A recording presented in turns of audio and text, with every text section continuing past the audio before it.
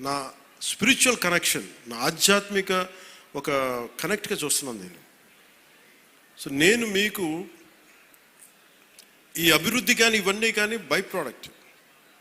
Politics is a by product of my spiritual journey. So అందుకని పిఠాపురం నాకు ఆశీస్సులు, గురువుల ఆశీస్సులతో ఇక్కడికి వచ్చాను నేను. అందుకని నా కోరిక దీన్ని ఒక మోడల్ నియోజకవర్గంగా తీర్చిదిద్దాను.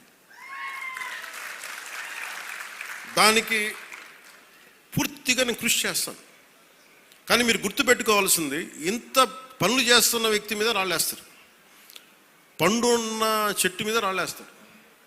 ఏమీ చేయనోడిని మోడివారి చెట్టుని ఏం అడుగుతారు? గత ప్రభుత్వం మోడివారిపోయిన ప్రభుత్వం, ఏమడిగినా ప్రయోజనం, పై కేసులు పెడతా ప్రభుత్వం. సో ఇప్పుడు ఏంటంటే పాపం ఒకసారి ముఖ్యమంత్రి గారు కూడా చూస్తూ ఉంటాను, ఆయనేమో చాలా డెమోక్రటిక్ వ్యక్తి. ఏదైనా చేద్దామంటే 100 ఆలోచించి సరే వద్దులే జాగ్రత్తగా ఉందాం, పోనీ కొంచెం నియంత్రణ పాటిద్దాం అనుకుంటారు. ఒకసారి నాకేమనిపిస్తుంటే ఒకసారి గట్టిగా ఉండాల్సిన అవసరం అనిపిస్తుంది.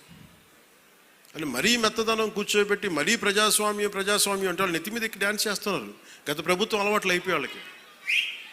కానీ ఈసారి అంటే మీరు ఆలోచించండి, నా మాటల్ని మీరు విని మీరు అనలైజ్ చేయండి. నేను మిమ్మల్ని రెచ్చగొట్టడానికో లేదంటే కూర్చోబెట్టి మా గొడవ పెట్టుకోమని చెప్పడానికి మా రాలా. అసలు ఇంత పని చేస్తున్న వాళ్ళ మీద మీరు రాళ్ళేస్తున్నారు. రేపు పొద్దున మీరు అండగా నిలబడకపోతే మళ్ళీ నియంత్రణతో పోకడలే వస్తాయి మళ్ళీ మీకు. అది చాలా జాగ్రత్తగా ఉన్నాను.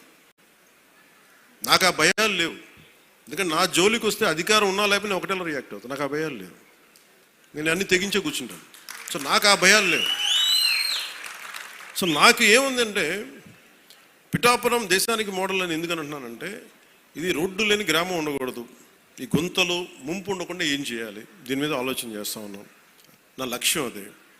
పిఠాపురం ప్రజలంతా మీరు దీవెనిచ్చారు, ఆ దేశానికి కూడా బలమైంది నన్ను గెలిపించి.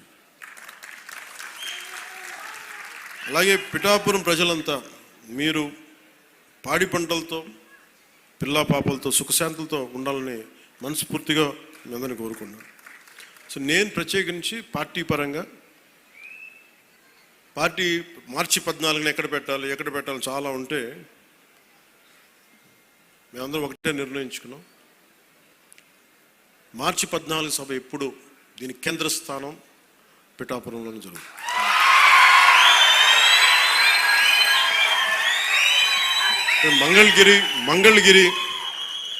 Mangalagiri party administrative headquarters అయితే Janasena ideological headquarters is Pithapuram.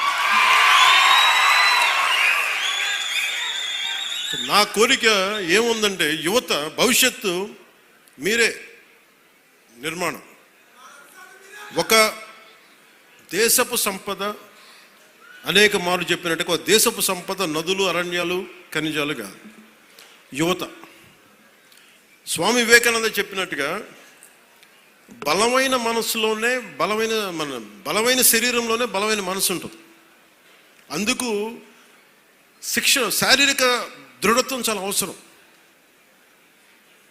మీరు చూసారు గల్వాన్లో మన చైనాను ఇండియా బార్డర్లో ఫిజికల్గా తుపాకులు కొట్టుకోకూడదు కాబట్టి చేతులతో కొట్టుకున్నారు.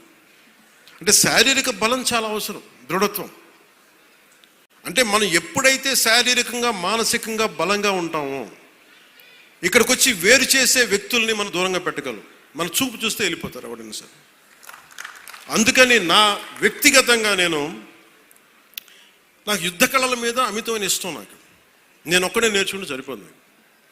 నేను పిఠాపురాన్ని ఇండియాలోనే అత్యున్నత ఉన్నతమైన మార్షల్ ఆర్ట్స్ అకాడమీ, యుద్ధ కళల ఒక అకాడమీని నేను పెట్టాలని నేను నిర్ణయం తీసుకున్నాను. కాదు ఇప్పుడు ప్రారంభించే దానికి మొత్తం ప్లానింగ్ అంతా. ఎందుకంటే మీకు ఇంటిగ్రేటెడ్ మార్షల్ ఆర్ట్స్ ఉండాలి, దాంతోపాటు ఫైన్ ఆర్ట్స్. ఇందాక మనకి గరగ కళాకారులు కానీ ఇది అంతరించిపోతున్న కళలు ఇవన్నీ. ఇలాంటి కళలను కూడా ఫైన్ ఆర్ట్స్ అండ్ మార్షల్ ఆర్ట్స్ని రెండు చేసే ఒక అకాడమీని పిఠాపురంలో నేను స్వయంగా ఇట్స్ కంప్లీట్లీ ఇది నా ట్రస్ట్ ద్వారా చేద్దాం నా కోరిక. సో దానికి సో ఈ రెండు నిర్ణయాలు మీకు చెప్పి కొత్త సంవత్సరంలో మీకు అండగా ఉంటానని తెలియజేసుకుంటూ, మరోమారు నా అన్నదమ్ములకి, నా కుటుంబానికి, మా ఆడపడుచులకి, మా జన సైనికులకి, మా జనసేన నాయకులకి వేదిక